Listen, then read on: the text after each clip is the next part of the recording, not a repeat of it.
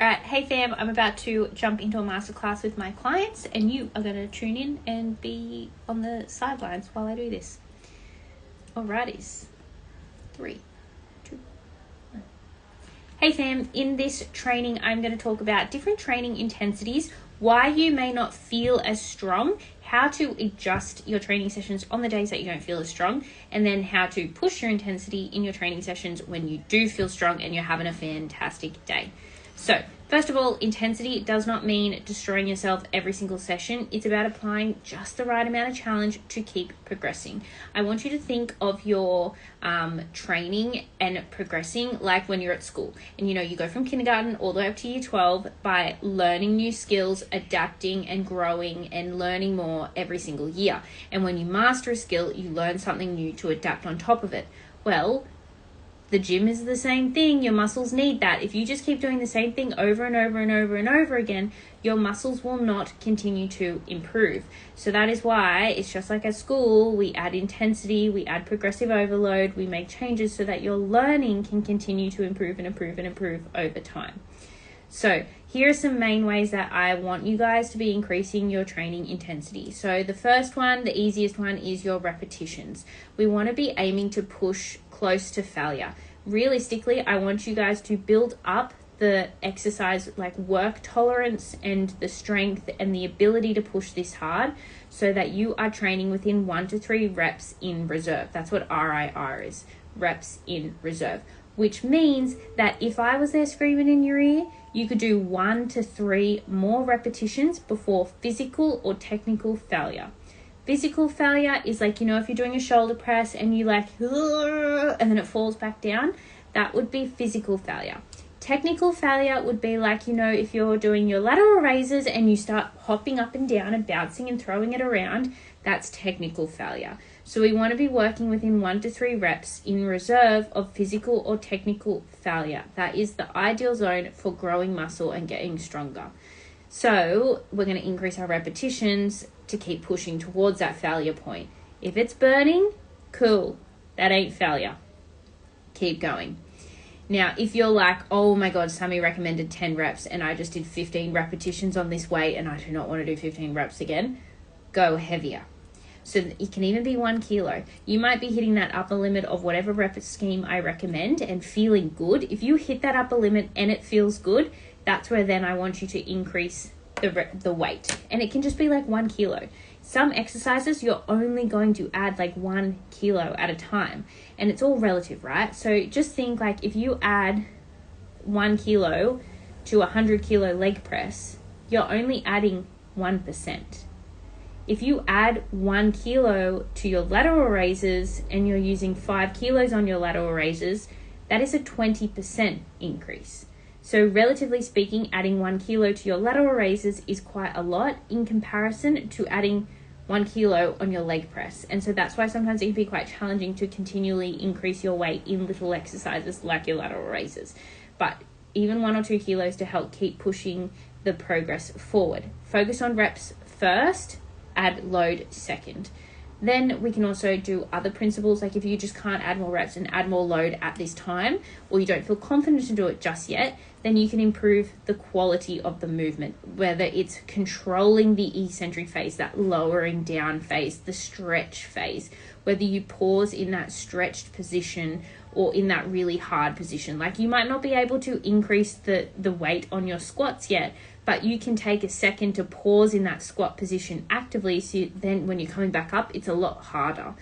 You can pause at the top of your lateral raises and really slowly lower down with control to increase the difficulty if you can't add weight yet. So there's different techniques like the way that you perform the exercise that can make it way more challenging. And then always making sure that you're improving your range of motion using full controlled range of motion. Can we increase the stretched position?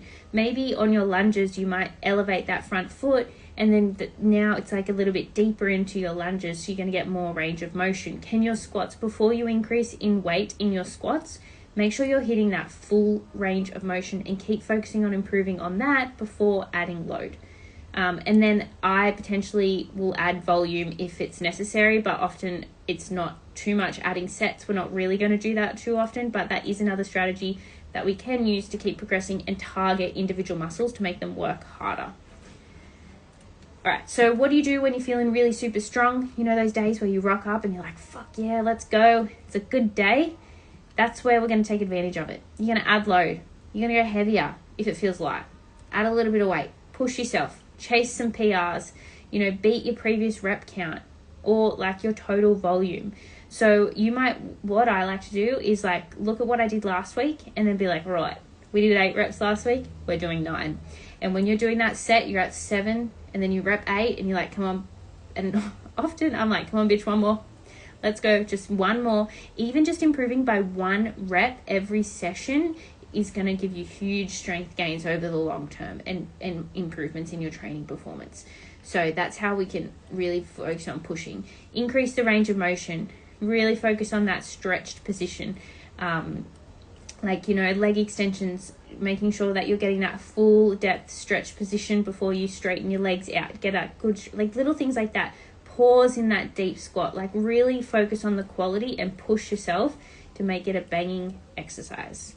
But even on the beast mode days, we want to keep form tight. We want to train hard, but we also want to train smart and not injure ourselves. What about when you're not feeling strong? Here's what you do. So we've all had those sessions where everything just feels heavy, slow, off. You don't want to be there, potentially just want to have a cry. But you know what? That's normal. It's all part of the journey. And the key is that we don't walk out the door and don't do anything. We just do the best we can.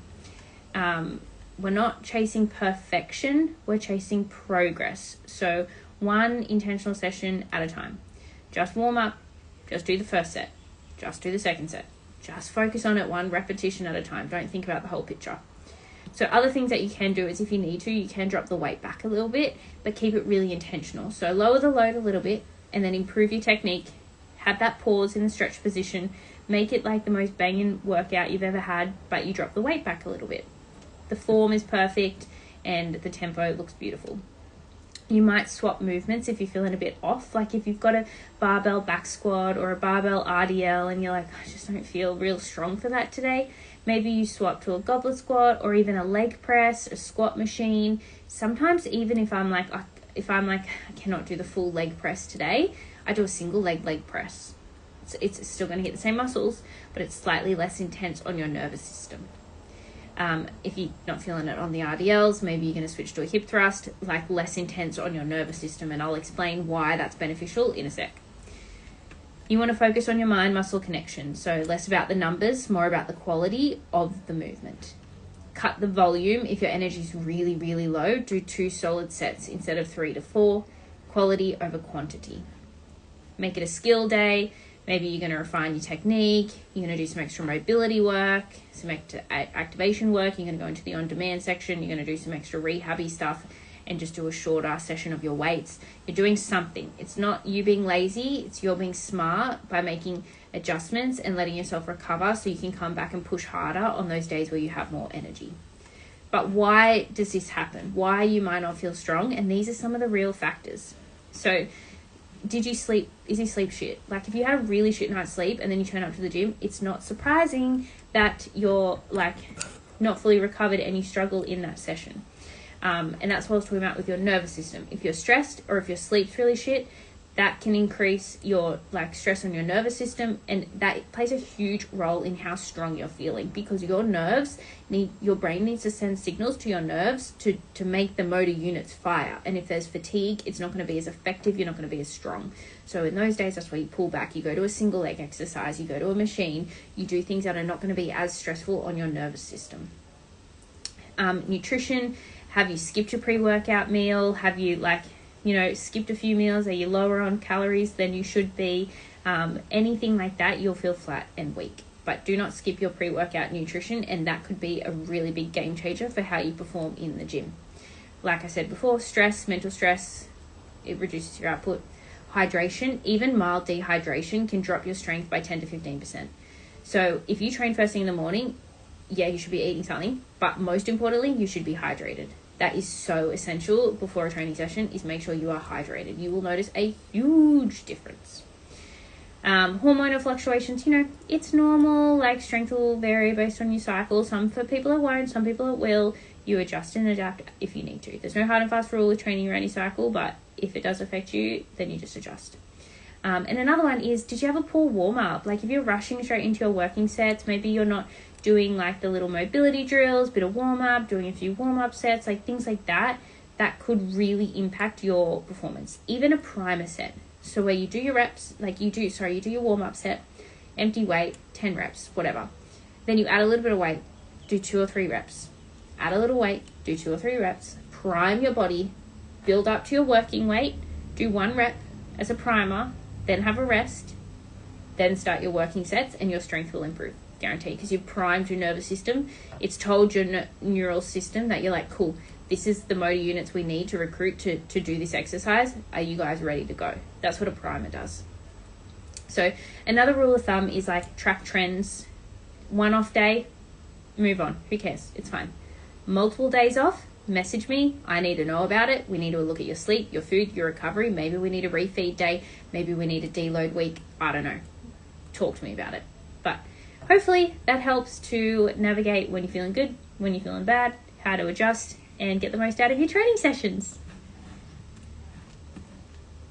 Cool. Thanks for joining in, everyone. I will reshare this on my YouTube as well, so you get access later on.